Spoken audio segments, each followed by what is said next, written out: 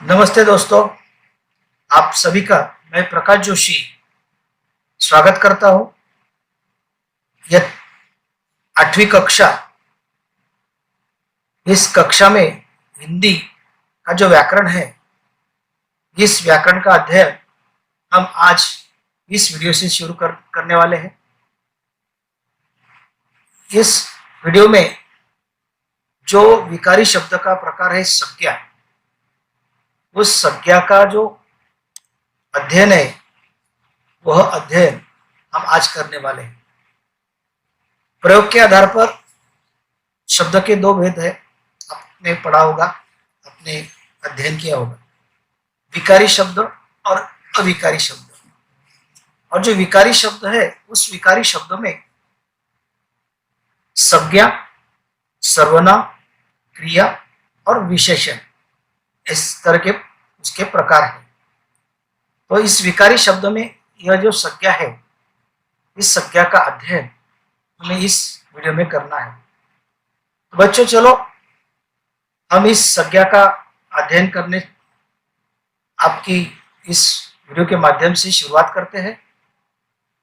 आप देख रहे हैं आपके सामने यहाँ पर कुछ वाक्य दिए हुए हैं। नीचे दिए जो वाक्य है, इस वाक्य को आप पढ़ेंगे। उस वाक्य में जो शब्द रेखांकित किए गए हैं,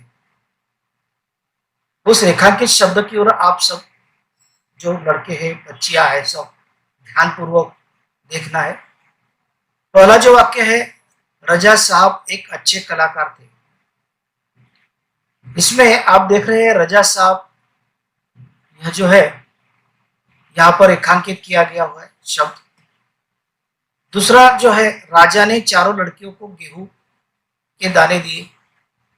तीसरा जो है, राजकुमार जी प्रयाग में रहते थे। चौथा वाक्य है, गाय लगड़ा कर चलती है। पांचवा है, मनुष्य की चरितार्थता प्रेम में है। अब यहाँ हम देखते हैं रजा साहब। अब यह रजा साहब जो है, यह रजा साहब रेखांकित किया है। यहाँ पर रजा साहब ये कौन है? एक व्यक्ति है। आगे जाकर हम देखते हैं दूसरे वाक्य में, गेहूं। गेहूं यह क्या है? एक वस्तु है। और यहाँ पर तीसरे वाक्य में देखते हैं रेखांकित किया हुआ शब्द प्रयाग। प्रयाग यह क्या है? एक स्थान है। और यहाँ पर एक चौथे वाक्य में दिया है गाय। गाय यह क्या है? पशु है। और पांचवें वाक्य में दिया है प्रेम। प्रेम यह क्या है? हमारे मन से निकली हुआ एक भाव का प्रतीक है। प्रेम यानी हमारे मन से निकला हुआ भाव है। तो हमने देखा कि इन वाक्यों में व्यक्ति, वस्तु, स्थान, पशु और भाव आदि का नाम है, हमने देखा इस वाक्य में। इसलिए यह जो शब्द है, यह शब्द संज्ञा है। अब हम इस संज्ञा की व्याख्या कैसे कर सकते हैं बच्चों? यहां पर दी है, किसी व्यक्ति,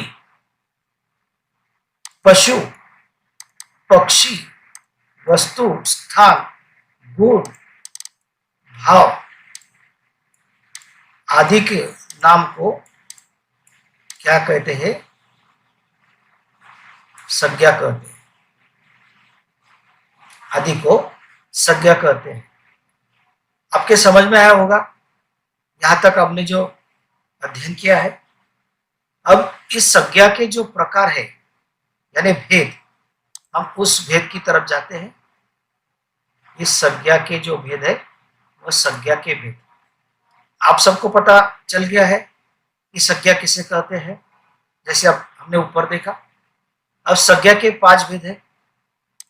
पहला भेद है व्यक्तिवाचक संज्ञा। दूसरा है जातिवाचक संज्ञा। तीसरा भाववाचक संज्ञा। चौथी है द्रव्यवाचक संज्ञा। और पांचवी है समूहवाचक संज्ञा। यह 5 भेद हमारे इस संज्ञा के हैं। अब यह पांचों जो भेद है इसका हम अध्ययन करते हैं। पहली जो है व्यक्तिवाचक संज्ञा। अब व्यक्तिवाचक संज्ञा को हम देखते हैं किस तरह से व्यक्तिवाचक संज्ञा में क्या होता है। इस संज्ञा में विशेष व्यक्ति, प्राणी, देखो यहां पर व्यक्ति, प्राणी, स्थान या वस्तु के नाम का उल्लेख होता है, वहां पर उसे व्यक्तिवाचक संज्ञा कहते हैं। विशेष जो होता है, विशेष व्यक्ति, प्राणी, स्थान या वस्तु के नाम को व्यक्तिवाचक संज्ञा कहते हैं। जैसे देखो हमारे पहले वाक्य में हमने देखा कि पहला जो वाक्य है रजा साहब, यहां किसका नाम था? व्यक्ति का। तो यह संज्ञा का कौन सा प्रकार हो गया? रजा साहब, यह व्यक्तिवाचक संज्ञा हो गया। देखो और दूसरा उदाहरण देखते हैं हम। यानी यहां पर किसी व्यक्ति का नाम का उल्लेख होता है। जैसे लड़की का नाम, किसी लड़की का नाम होता है, लड़के का नाम होता है गणेश होता है, या लड़की का नाम होता है सुभद्रा। वैसे यहाँ पर उदाहरण दिए है रामदीन। गांव का नाम होता है सूरत, वाराणसी। यानी वह विशेष नाम होता है, इसलिए उसको व्यक्तिवाचक संज्ञा कहते हैं। यहाँ पर उदाहरण दिए गए हैं, वाक्य में उसका उपयोग किया है। लेखक राम कुमार जी से मिलने गया। यहाँ पर राम कुमार, यह व्यक्तिवाचक संज्ञा हो गई। दूसरे वाक्य में देखते हैं हम, आपको पेरिस आना है। पेरिस, यह विशेष गांव का नाम है, वहां पर व्यक्तिवाचक संज्ञा हो गई। अनुराग कैसे आना हुआ, यह वाक्य दिया है। अनुराग, यह एक लड़के का नाम है, विशेष नाम है। यानी व्यक्तिवाचक संज्ञा किसी भी व्यक्ति का, प्राणी का, स्थान का उल्लेख करते हैं, उसे व्यक्तिवाचक संज्ञा कहते हैं। आपको यह जो पहला प्रकार था व्यक्तिवाचक संज्ञा, आपको समझ में आया होगा, ऐसी मैं आशा करता हूं। बच्चों, अब हम जाते हैं यह संज्ञा का दूसरा प्रकार, यानी भेद, वह है जातिवाचक संज्ञा। हमने पहले देखा कि व्यक्ति का वहां पर उल्लेख होता था। अब जातिवाचक संज्ञा में क्या होता है देखते हैं।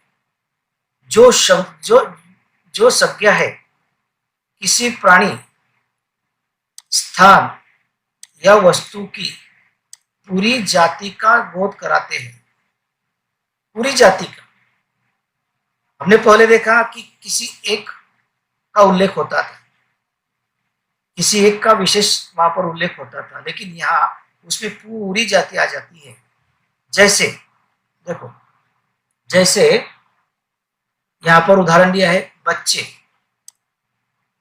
अब बच्चे, यहां जब उदाहरण लेते हैं तो हमें उसमें पूरी जाति का उल्लेख वहां पर हो जाता है। ऐसा एक बच्चे का नाम वहां पर नहीं है। बच्चे हर तरह के हो सकते हैं, वहां पर एक बच्चा उसका नाम नहीं दिया है, यानी बच्चे। उस तरह से रथ, दूसरा उदाहरण रथ।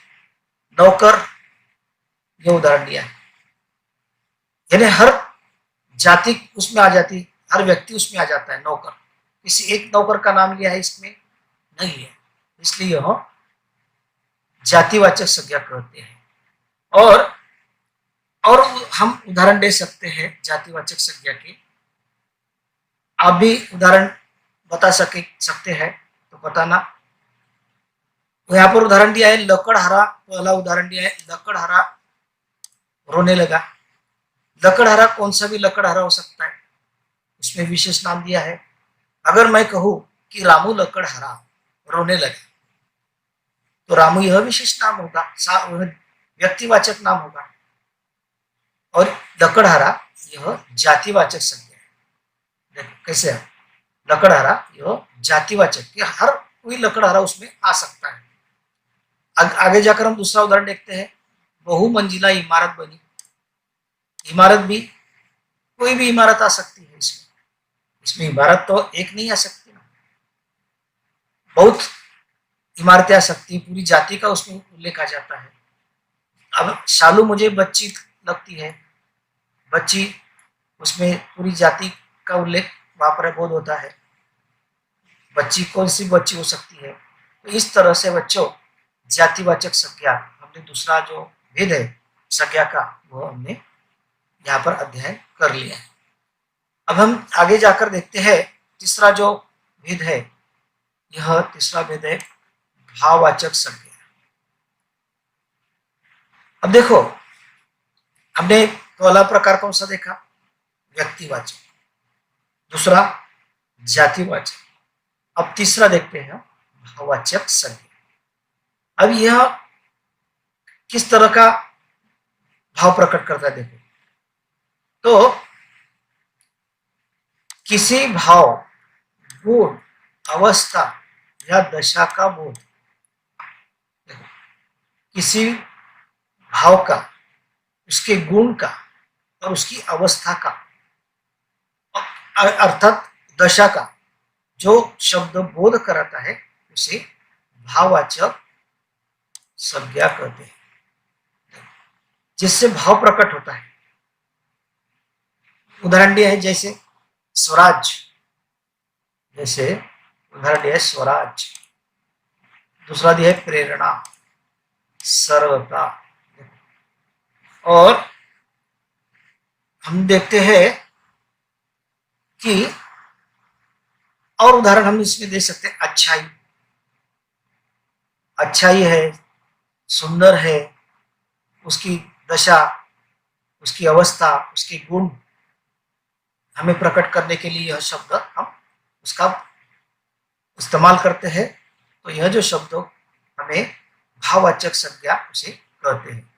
और यहाँ पर वाक्य दिए, देखो दिए नीचे, देखो पहला वाक्य दिए, मैं तुम्हारी ईमानदारी। हम देखते हैं तो ईमानदारी से हमें क्या प्रकट होता है? ईमानदारी से हमें गुण प्रकट होता है। उसका गुण क्या है? ईमानदारी। तो यह क्या हुआ? ईमानदारी भाववाचक संज्ञा होती है। आगे देखते हैं हम दूसरा वाक्य, मैं संधि चाहता हूं पिताजी। संधि, यह संधि किसका बोध कराता है हमें? देखो संधि, संधि यहां हम अवस्था या दशा, इसका हम बोध कराते हैं। मैं संधि चाहता हूं पिताजी, इसलिए भाववाचक संज्ञा यहाँ पर। तीसरा वाक्य देखते हैं हम, मेरे सामने परिवार को पालने की समस्या है। देखो यहाँ पर समस्या, यह भाववाचक संज्ञा है। अब समस्या, यह शब्द हमारे किस भाव का बोध कराता है? तो अवस्था या दशा, यह कैसी तरह की दशा है, तो यह समस्या है, इसका बोध कराता है, इसलिए यह भाववाचक संज्ञा है। तो दोस्तों, हम संज्ञा का यह तीसरा भी प्रकार हम यहाँ पर अध्ययन कर चुके हैं। अब हम आगे जाकर देखते हैं इस संज्ञा का जो चौथा प्रकार है, द्रव्यवाचक संज्ञा। और द्रव्यवाचक संज्ञा में जो शब्द होते हैं, देखो उसके किस तरह का बोध होता है। किसी धातु, द्रव्य, पदार्थ के जो नाम होते हैं उसे द्रव्यवाचक संज्ञा कैसे कहते हैं। आपको पता होगा, द्रव्य यानी जो आप अंग्रेजी में लिक्विड कहते हैं, लिक्विड पदार्थ, पतला पदार्थ, जैसे पानी। पानी कैसा है? द्रव्य है। पानी कैसा है? द्रव्य है। दूध, दूध कैसा है? द्रव्य है। देखो दूध कैसा है? द्रव्य है। इसलिए यह क्या हुआ? द्रव्यवाचक संज्ञा। और पदार्थ, हमने देखा द्रव्य का उदाहरण। अब पदार्थ, यहां पर देखो चांदी, यहाँ पर दिया है सोना, और उदाहरण में दिया है लो भाई तुम्हारी चांदी, पदार्थ, पानी द्रव्यवाचक है। राजा ने चारों बेटियों को गेहूं, पदार्थ है, इसलिए यह क्या है, द्रव्यवाचक संज्ञा है। तो बच्चों, हमने संज्ञा का जो चौथा प्रकार है द्रव्यवाचक संज्ञा, उसका भी हमने अध्ययन किया है, आपको समझ में आया होगा। अब हम आगे जाते हैं। आखिरी इस संज्ञा का जो भेद है वह आखिरी भेद है समूहवाचक संज्ञा।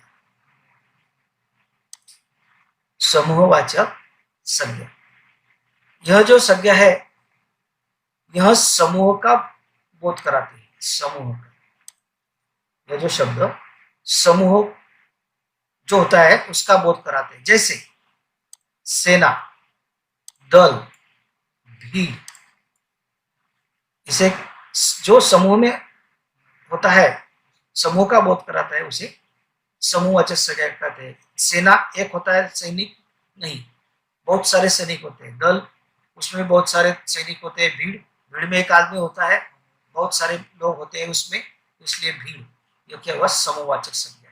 उदाहरण दिया है भारतीय सेना, सेना बहुत से सैनिक होते हैं। कौओं का झुंड, झुंड में एक कौवा होता है बच्चों, नहीं, बहुत सारे कौवे होते हैं, इसलिए झुंड। सैनिकों की टुकड़ी, जो सैनिकों की टुकड़ी होती है उसमें एक दो सैनिक होते हैं, बहुत सारे सैनिक होते हैं बच्चों। तो इस तरह से समूहवाचक संज्ञा में जो शब्द हमें समूह का बोध कराता है उसे समूहवाचक संज्ञा कहते हैं।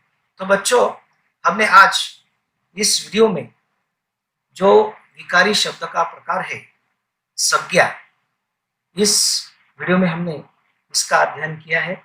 आप इस वीडियो का अध्ययन जरूर करना है आपको, और इसी वीडियो में मैं आपको इस वीडियो के नीचे जो स्वाध्याय है, कृति स्वाध्याय, वह कृति स्वाध्याय और पीडीएफ के रूप में देने वाला हूँ।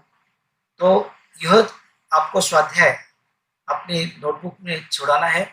पहला जो कृति स्वाध्याय है यहाँ पर दिया है, निम्नलिखित संज्ञा को पहचान कर उचित खानों में लिखो। दूसरा दिया है संज्ञा छाटकर उनका भेद लिखो और शब्दों को अर्थपूर्ण वाक्य में प्रयोग करो। यह जो स्वाध्याय है ये पीडीएफ के रूप में मैं आपको देने वाला हूँ, यह आपको नोटबुक में और लिखना है। तो बच्चों, आपको यह संज्ञा समझ में आई होगी। तो मैं आशा करता हूँ आप सभी अध्ययन करेंगे इस व्याकरण के विभाग को, और आपको अगर ये वीडियो पसंद आए तो आपको लाइक करना है, सब्सक्राइब करना है और अपने दोस्तों के साथ शेयर करना है। हम फिर मिलते हैं अगली वीडियो में नया कुछ पॉइंट लेकर या व्याकरण का भाग लेकर पुनः मिलते हैं। तब तक के लिए धन्यवाद।